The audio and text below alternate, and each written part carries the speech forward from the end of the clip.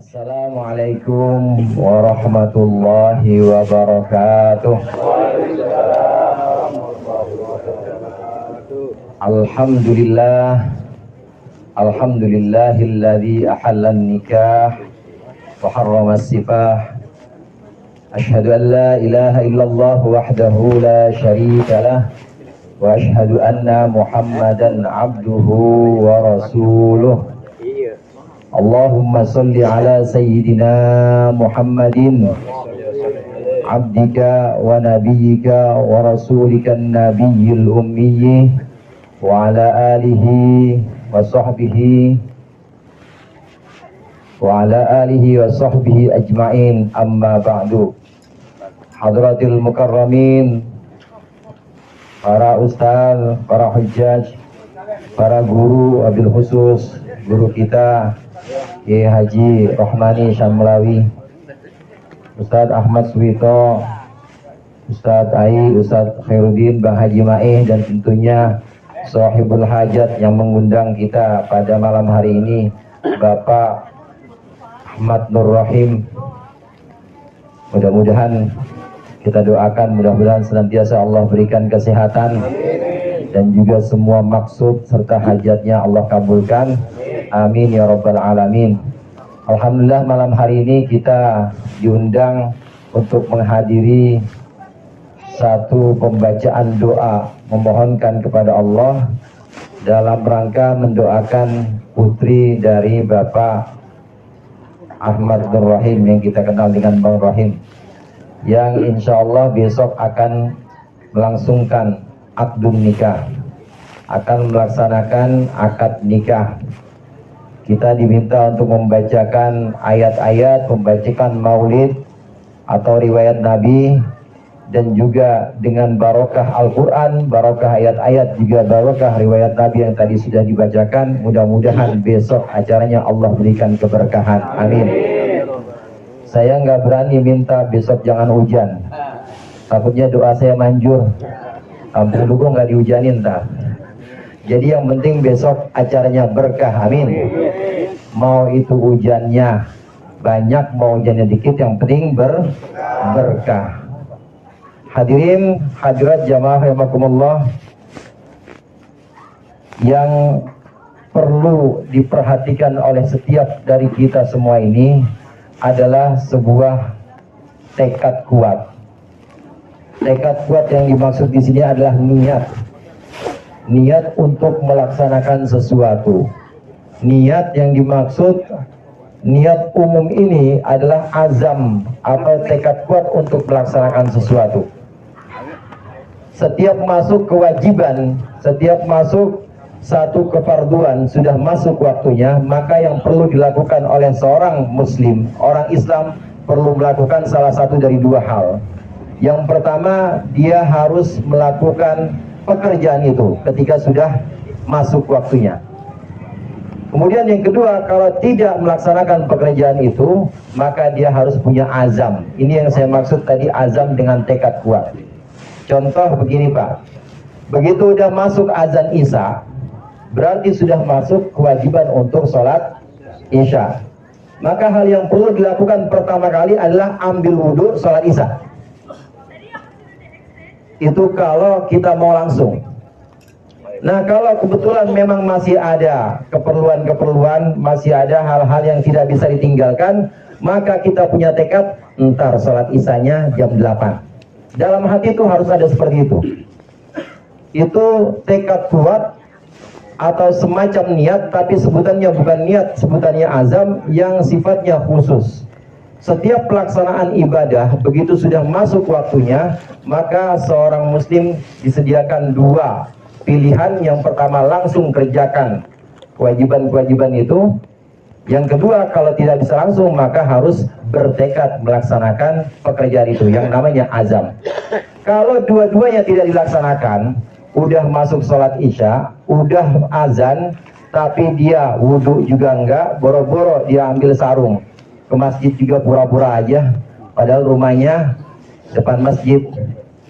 Pura-pura aja dia nggak tahu, dan juga tidak ada tekad untuk melaksanakan tar jam 8 sholat Isyanya. Tar kalau dia selesai Ntar kalau udah kelar semuanya saya akan sholat isya, nggak ada tekad seperti itu, maka dia terkena dosa karena melakukan kewajiban juga tidak, azam atau niat juga tidak.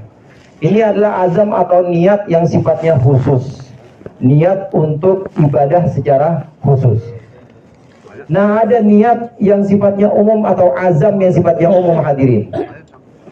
Ibadah yang sifatnya umum ini adalah niat atau tekad kuat untuk melaksanakan perintah-perintah Allah dan menjauhkan larangan-larangannya. Dan itu ketika sudah masuk waktunya, maka wajib melakukan azam itu. Atau kalau tidak, harus melaksanakan semua perintah-perintah atau meninggalkan larangan-larangan ketika sudah masuk waktunya. Nah, kapan masuk waktunya? Tekad atau azam yang sifatnya umum ini masuk waktunya ketika kita sudah balik atau ketika kita sudah dewasa. Saya yakin yang hadir di sini ini belum punya tekad. Belum punya tekad atau belum punya niat. Jadi kemarin saya tanya misalnya nih sama Bang Paul, udah balik belum? Mana orangnya? Waktu Bang Paul Pak balik kemarin, itu punya tekad apa enggak buat melaksanakan perintah-perintah Allah, menjauhkan larangannya? Saya tanya sekarang yang lain, misalnya saya tanya Bang Madrais, waktu balik dulu, ketika masuk pas balik ngimpi basah misalnya, itu punya tekad kuat nggak untuk melaksanakan perintah-perintah Allah dan menjauhkan larangan-larangan? Ada tekad apa enggak kira-kira Bang Is? Nah, itulah yang perlu dilakukan setiap orang Islam ketika sudah balik, maka dia harus melaksanakan tekad atau azam yang umum. Nih anak-anak yang belum balik, anak-anak kita yang belum pada balik, nanti ketika sudah balik diajarin. Ayo niat, bahwa apa yang sekarang belum niat juga boleh niat sekarang. Saya niat, ikutin. Melaksanakan perintah-perintah Allah, menjauhkan larangan-larangannya sepanjang hidup saya. Karena Allah. Itu niat nyusul namanya. Yang dulu belum sempat niat. Ini adalah azam, dan azam ini sifatnya wajib. Kenapa? Karena kita nggak mungkin bisa melaksanakan perintah Allah seluruhnya. Nggak mungkin kita bisa meninggalkan larangan-larangan Allah seluruhnya, nggak mungkin. Oleh karenanya harus di-cover dengan niat atau dengan tekad kuat bahwa saya akan melaksanakan perintah-perintah Allah seluruhnya, menjauhkan larangan-larangan Allah sepanjang hidup saya. Kalau sudah dari balik atau dari malam ini kita niat atau azam yang sifatnya umum, ini kita sudah ucapkan dan sudah kita kuatkan dalam hati kita, insya Allah kalau meninggal kita husnul khotimah, karena udah niat, udah azam. Walaupun kenyataannya masih banyak kewajiban yang belum dilaksanakan, masih ada larangan-larangan yang masih diterabas saja, tapi udah niat, insya Allah itu sudah husnul khotimah. Ini niat yang sifatnya umum atau azam yang sifatnya umum. Nah, ada azam yang sifatnya khusus seperti sholat tadi. Demikian juga azam atau niat yang sifatnya khusus ini untuk pelaksanaan nikah. Ada pengantin laki-lakinya, calon pengantin laki-lakinya ada nggak? Ada. Dengerin nggak? Mana orangnya? Ada ya? Namanya siapa Bang? Henry. Bang Henry. Bang Henry dengerin nih. Kalau saya nasihatin bapak-bapak yang ada di sini, berarti bapak-bapak pengen kawin lagi. Soalnya ini nasihat perkawinan. Niat untuk Bang Henry dan juga untuk Naya atau yang kita kenal dengan Pipit. Niat yang pertama, karena sudah masuk waktu kewajiban untuk melaksanakan akad nikah, emang sudah masuk waktunya. Kenapa saya katakan masuk waktunya? Sudah memenuhi syarat-syaratnya. Orang tua sudah merestui, kemudian mas kawin juga sudah ada, semua syarat-syarat itu sudah terpenuhi, maka sudah masuk waktu wajibnya. Maka di situ sudah harus ada azam. atau tekad kuat. Lantas apa tekad kuat untuk melaksanakan nikah? Apa tekad kuat untuk pelaksanaan akad nikah? Dalam pelaksanaan akad nikah, tekad kuatnya adalah mengikuti Nabi Muhammad Sallallahu Alaihi Wasallam. Kita menikah karena mengikuti Nabi Muhammad Sallallahu Alaihi Wasallam.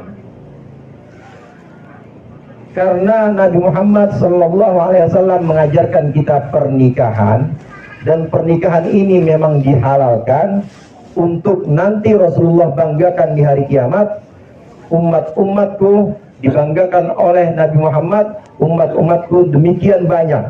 Ini adalah hasil dari pernikahan-pernikahan Islam, hasil dari perkawinan-perkawinan Islam.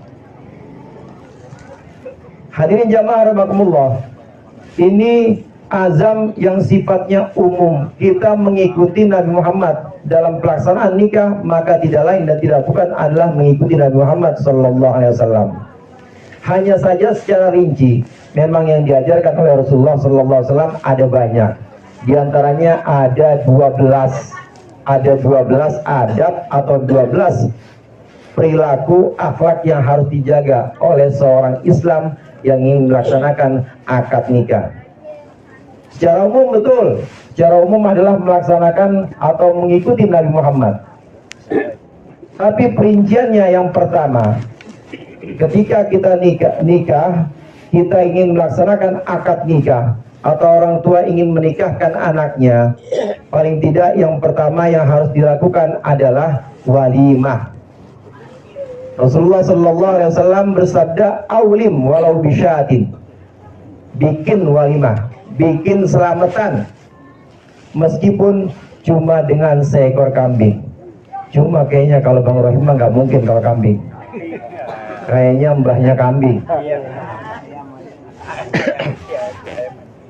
Walau bisyatin, ini hanya peribahasa atau hanya perintah dari Rasulullah yang sifatnya meskipun dengan kambing, itu maksudnya ya minimal harus melaksanakan selamatan. Hadirin jamaah rahimakumullah, walimah atau selamatan pernikahan yang kita kenal dengan walimatul urs, di antara hikmahnya adalah untuk menghindarkan fitnah. Jadi yang besok diundang ke sini, yang malam ini hadir di sini, ini tahu bahwa Pipit atau Naya udah punya suami, supaya tidak timbul fitnah. Bapak-bapak yang hadir di sini, teman-temannya juga udah pada tahu, temannya pengantin laki-laki maupun pengantin perempuan juga tahu bahwa dua-duanya udah sah. Jadi jangan digodain lagi yang punya temennya, atau jangan dicurigain lagi karena sudah walimah atau sudah akad kemudian melaksanakan walimah, maka ini sudah tidak menimbulkan fitnah lagi. Besok kalau Naya jalan-jalan sama suaminya, mau jalan-jalan setengah dua juga nggak apa-apa. Setengah dua nggak ada yang grebek. Lagi udah nggak ada ansip sekarang ya. Dilihat di CCTV nggak apa-apa, lihat di CCTV juga karena sudah akad nikah. Ini diantara hikmah walimah, yaitu untuk menghindarkan fitnah, supaya orang-orang yang diundang, orang-orang itu tahu bahwa keduanya ini sudah sah dalam ikatan nikah Islam. Kemudian hikmah walimah antara lain adalah dalam rangka syukur, dalam rangka terima kasih kepada Allah Subhanahu wa Ta'ala, karena sudah Allah tuntun, Allah bimbing, dan Allah berikan kenikmatan berupa pernikahan. Karena mungkin ada beberapa orang yang sampai saat ini belum Allah berikan kenikmatan itu, atau ada beberapa orang yang memang belum Allah berikan kemampuan untuk itu, tapi ini kedua mempelai Allah berikan kemampuan untuk itu, maka bersyukur. Walimah adalah dalam rangka bersyukur. Ini yang pertama. Kemudian yang kedua, selain walimah, hendaklah kedua mempelai berbuat atau berakhlak secara baik, muasyarah bil ma'ruf. Artinya yang suami menghargai istri, yang istri menghargai suami. Jangan menang-menangan, jangan mentang-mentang suami kemudian istrinya nggak dihargai, nggak boleh. Begitu juga istri, jangan mentang-mentang istri udah nyuciin, udah nyebukin anaknya jangan mentang-mentang, tapi hendaklah saling menghargai, hendaklah saling memberikan penghormatan satu sama lain. Yang perlu ditekankan di sini, hendaklah seorang istri dan suami meyakini bahwa mereka masing-masing adalah manusia. Fit, mana ya? Calonnya ada nggak? Calonnya manusia apa bukan? Manusia. Pipit juga manusia bukan? Manusia. Yang paling gampang lihat bahwa calon kita itu manusia. Dengan mengenal dan dengan menyadari bahwa calon kita itu manusia, maka kita akan tahu yang namanya manusia nggak ada yang sempurna. Ya kadang-kadang kalau tidur ngiler. Begitu juga kadang-kadang kalau udah kecapean suka marah-marah. Perempuan tuh begitu biasanya, diem aja sama lakinya. Yang namanya manusia, maka suami harus sadar, harus insaf benar, iya istri saya juga manusia. Demikian juga istri. Istri juga harus insaf, harus sadar bahwa suaminya adalah manusia. Makannya banyak, tidur ngiler misalnya, laki kerjanya begitu doang. Maka harus sadar atau insaf bahwa iya suami saya juga manusia. Oleh karenanya jangan terlalu memberikan target yang tinggi bahwa suami saya adalah malaikat. Jangan. Istri saya adalah putri dari kayangan. Jangan. Itu terlalu tinggi. Takutnya nanti kalau ternyata ada cacat atau ada kekurangan dari masing-masing, ini justru jadi kekecewaan. Maka dalam bermuasyarah atau berperilaku baik, berakhlak baik antar sesama istri dan suami, yang paling mudah adalah anggap bahwa pasangan kita adalah manusia. Oleh karenanya jangan targetkan untuk menjadi malaikat, tapi manusia tempatnya salah dan lupa. Al-insan mahallul khata' wan nisyan. Kemudian yang terakhir hadirin, untuk mempelai laki dan mempelai perempuan, hendaklah keduanya ini lebih banyak bersenda gurau. Jangan terlalu kenceng-kenceng atau jangan petentengan kalau kata orang Jawa. Jangan terlalu serius-serius amat. Jadi perbanyaklah senda gurau di dalam bahtera rumah tangga. Sebab kalau suami dan istri ini jarang banget bercanda, ini pasti sering berantem. Dikit-dikit urusan bayaran anak sekolah berantem, nanti belanja kurang dikit berantem, masak kurang asin berantem, karena nggak pernah bercanda. Tapi kalau kita senantiasa bergurau, antara pasangan suami maupun istri ini banyak berguraunya, maka insya Allah ini rumah tangganya akan penuh dengan kedamaian. Amin. Penuh dengan keberkahan. Rasulullah SAW berpesan kepada Jabir, ya Jabir, halla bikron tu'alibuka wa tu'alibuha. Wahai Jabir, kalau kamu mau menikah, hendaklah engkau menikah dengan seorang perempuan yang engkau bisa bersenda gurau dengannya, dan perempuan itu bisa bersenda gurau dengan engkau. Jadi suami ini dibecandain sama istrinya enggak dengan rasa takut. Artinya istri enggak takut sama suami, maksudnya bercanda mah biasa aja.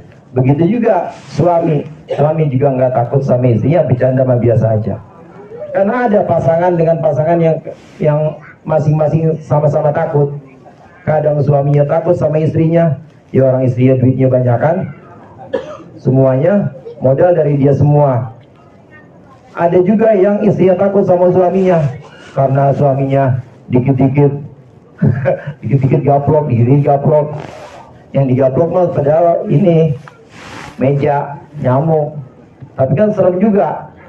Ada yang begitu, jangan. Maka dalam perbanyak senda gurau atau candaan dalam bahtera rumah tangga. Yang terakhir sekali yang ingin saya sampaikan, di antara suami dan istri ini boleh cemburu, tapi hendaklah cemburu yang pada tempatnya. Kalau cemburu, jangan cemburu sama mertua, jangan cemburu sama orang tuanya. Jadi naya, pit, kalau suamimu nanti jalan sama ibunya jangan cemburu, karena ibunya itu ya mahram. Begitu juga Mas siapa namanya? Mas Hendri, kalau Naya jalan sama bapak mertuanya, sama Bang Rahim, jangan cemburu, orang itu bapaknya, jangan cemburu. Nah kalau cemburu itu namanya cemburu yang tidak pada tempatnya. Tapi kalau pada tempatnya harus, wajib. Ngelihat Naya diboncengin sama Gojek, wajib cemburu. Wajib, urusan apa? Nggak ada ajarannya begitu misalnya. Itu selama bisa gua yang nganterin, harus gua yang nganterin. Jangan pakai bonceng-boncengan. Itu wajib. Kenapa? Bukan mahram soalnya. Tuh, begitu juga Pipit Naya ngelihat suaminya Hendrik ya, Henry ya, Henry ngeboncengin perempuan yang bukan mahramnya, wajib cemburu. Tanyain siapa tuh bang? Kok bisa begitu? Orang saya juga pernah diboncengin, ini bisa-bisa boncengin dia, wajib cemburu. Itu namanya cemburu pada tempatnya. Banyak pertengkaran bahkan perceraian itu sebabnya adalah karena mentolerir kecemburuan yang sebenarnya boleh. Boleh kita cemburu dengan yang seperti itu, yang bukan mahram itu boleh. Tapi karena ditolerir, dianggap biasa, ya sering berjalan, itu berjalan terus. Nah kemudian WA juga, media sosial juga main, akhirnya terjadi pertengkaran, cerai, naudzubillah, tsumma naudzubillah. Oleh karenanya kecemburuan dalam Islam diperbolehkan, hanya cemburu yang pada tempatnya, cemburu yang proporsional. Mudah-mudahan bermanfaat, dan tentunya saya mohon maaf apabila ada kekeliruan dan kekurangan. Wallahul muwaffiq ila aqwamit thoriq. Wassalamualaikum warahmatullahi wabarakatuh.